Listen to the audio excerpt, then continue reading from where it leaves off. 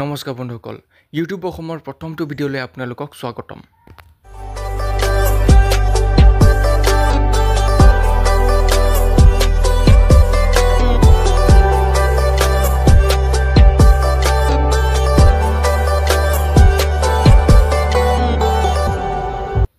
আৰু প্ৰথম আপডেটটো হৈছে বিকাশ চেত্ৰীৰ ওপৰত।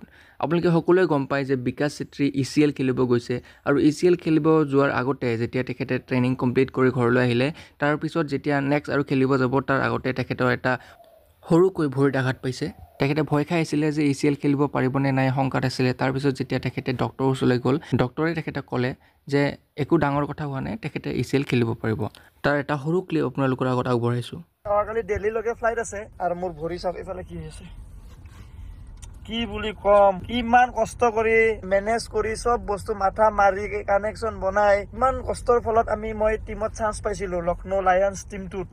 আৰু মোৰ ভৰি এই আজি কেইদিনমানৰ পৰাই ভৰিৰ এইখিনি ঠাই পুৰা বিষ হৈ আছে। মানে প্ৰথম কেইদিনমান মই ইগনোৰ কৰিলো, মই ভাবিছিলো বিষে উঠি আছে কমিব, কিন্তু যোৱাকালিৰ পৰা আৰু বিষটো বেছি হৈছে। এইখিনি ভিতৰত হাতদিত বিষ হৈ আছে।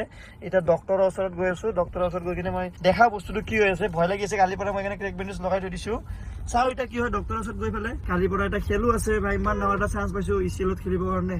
মোৰ কাৰণে বহুত ডাঙৰ বস্তু এইটো, বহুতৰ কাৰণে ডাঙৰ বস্তু নহ'ব পাৰে, কাৰণ আমি যিটো ইণ্ডাষ্ট্ৰীত আছো সেই ইণ্ডাষ্ট্ৰী এখন ডাঙৰ ক্ৰিকেট টুৰ্ণামেণ্ট হয় ECL, তাতে মই খেলিব পাম। সেইকাৰণে মোৰ কাৰণে বহুত ডাঙৰ বস্তু, কিন্তু এইটো কি হৈ গ'ল ভগৱান জানে। চাওঁ ডক্টৰৰ ওচৰত গৈ পেলাই। আশা কৰোঁ তেখেতে অতি সোনকালে সুস্থ হৈ উঠক আৰু ECL খেলি অসমৰ নাম উজ্বলাই তোলক। নেক্সট আপডেটটো হৈছে ডিম্পু বৰুৱাৰ ওপৰত। আপোনালোকে গম পাইছিলে যে কেইদিনমান আগতে ডিম্পু বৰুৱা লাডাখলৈ গৈছিলে আৰু তেখেতে যেতিয়া বাইকৰ সৈতে ঘূৰি আহিব নোৱাৰিলে ঘৰলৈ, তেতিয়া তেখেতে নিজে ফ্লাইটত আহি বাইকখন কুৰিয়াৰ কৰি দিছিলে আৰু সেই কুৰিয়াৰ কৰা বাইকখন বৰ্তমান ঘৰলৈ আহি পাইছে গুৱাহাটীত। সেই বাইকখন ডিম্পু বৰুৱাই যেতিয়া ল'বলৈ গৈছে, তেখেতে দেখিলে যে হেভিকৈ একো হোৱা নাই, সৰু দুটামান স্ক্ৰেচ পৰিছে আৰু তেখেতৰ লগৰ দুজনৰ বাইকটো একো প্ৰব্লেম হোৱা নাই। গতিকে ডিম্পু বৰুৱাৰ সেই ভিডিঅ' ক্লিপটো আপোনালোকে অকণমান চাই লওক। বাইক আনবক্সিং হৈ গ'ল, গোটেইকেইখন পুৰা ঠিকে আছে। জাষ্ট এই বস্তুকেইটা মানে আঠাল লগাই দিয়েতো, মোৰো এইটো ওলাই গৈছে, ইয়াৰো এইটো ওলাই গৈছে, এইটো যাবই আৰু উপায় নাই। বাকী মোৰ বাকচ থকাৰ কাৰণে টেংকিত একোৱে হোৱা নাই, টেংকি পুৰা ফিনফিনা হৈ আছে, একদম টেনশ্যনে নাই। এই জাষ্ট সেইখিনি PPF কৰা আছে, প্ৰব্লেম নাই, মানে ওপৰতে হৈছে, পুৰা মজা হৈ আছে, প্ৰব্লেম নাই। আৰু ইয়াৰখন একোৱে হোৱা নাই, ইয়াৰো হৈছে নেকি? একোৱে হোৱা নাই আৰু সেইখনো একোৱে হোৱা নাই, মজা।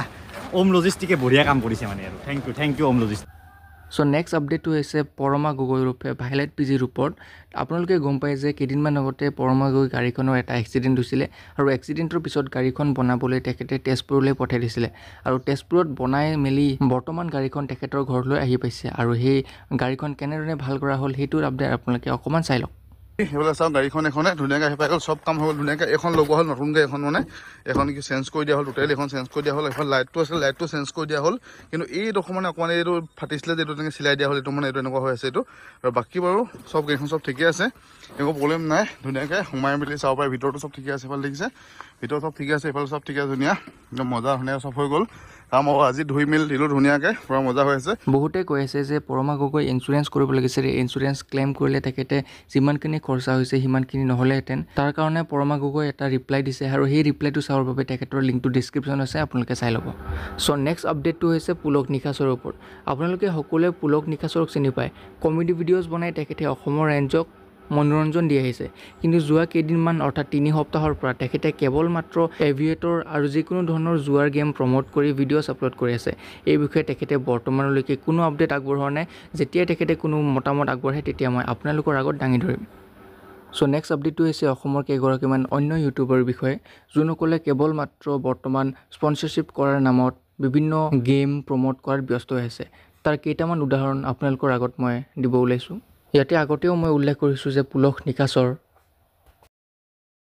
আকৌ মনোজ ভাই, খিতেকাই নামেৰে জনপ্ৰিয় দীপজ্যোতি ডেকা, পাখি ৰাজবংশী।